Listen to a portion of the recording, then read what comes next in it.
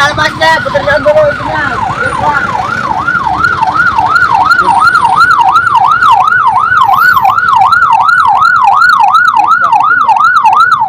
Bandar Lampung, Sinar Berita Indonesia Selasa tanggal 31 Maret tahun 2026, mantan Bupati Pesawaran, Dendi Ramadona, mengajukan perlawanan eksepsi terhadap dakwaan Jaksa Penuntut Umum (JPU) dalam dugaan kasus proyek sistem penyediaan air minum (SPAM) Pesawaran tahun 2022. Sidang eksepsi digelar di Pengadilan Negeri Tanjung Karang pada Selasa, tanggal 31 Maret tahun 2026. Dalam eksepsinya, Dendi melalui kuasa hukumnya, Sopian Sitepo, menegaskan bahwa dakwaan JPU tidak memenuhi syarat material dan harus dibatalkan demi hukum. Menurutnya, dakwaan tersebut melanggar pasal 75 ayat 2, huruf C KUHP serta tidak lengkap dalam menguraikan perbuatan kliennya yang dianggap sebagai tindak pidana korupsi. Keberatan atas dakwaan, Sopian Sitepo menyebutkan adanya sejumlah kekeliruan dalam dakwaan JPU, baik dari sisi uraian maupun penerapan pasal.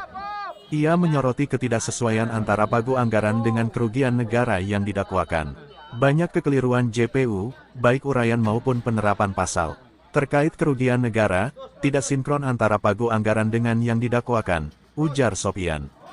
Dalam dakwaan primair dan subsidiair, JPU menyebut kerugian negara sebesar Rp7.288.758.092. Namun, dalam uraian lainnya, JPU menyatakan total dugaan kerugian negara mencapai Rp9.208.483.000 dari 5 orang penerima uang. Perbedaan angka ini dinilai tidak konsisten dan menimbulkan ketidakjelasan penerapan pasal yang dipersoalkan. Selain itu, Sopian menilai JPU keliru dalam menerapkan pasal. Ia menegaskan bahwa pasal 3 UU Tipikor telah dicabut dan diganti dengan pasal 604 KUHP.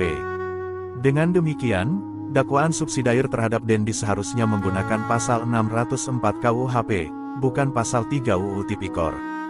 Dengan tidak dituliskan pasal 604 KUHP, dakwaan menjadi tidak memenuhi syarat material dan batal demi hukum, tegasnya.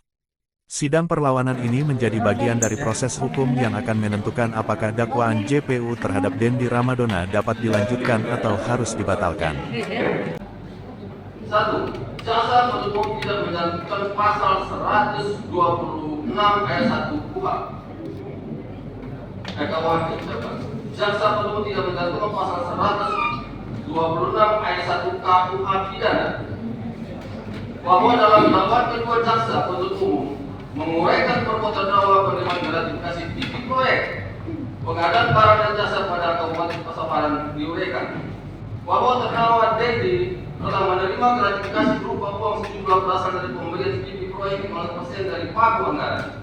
Kami teruskan dari tahun 2019 sampai dengan 2024 mengenai mekanisme usulan DAK fisik.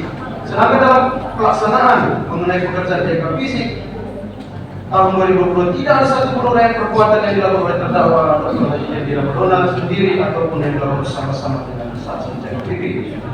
Uraian jaksa penuntut umum dalam surat dakwaannya hanya menguraikan atas perbuatan saksi JPU yang melakukan pemufakatan dengan saksi Adolfinardo, dengan saksi Sahir dan saksi Syarif Ansori. Ketua Majelis Hakim Enan Sugiarto menunda sidang selanjutnya. Agenda sidang lanjutan pada Selasa tanggal 7 April tahun 2026, dengan agenda mendengarkan jawaban JPU atas eksepsi terdakwa. Liputan Sinar Berita Indonesia, M. Iqbal melaporkan.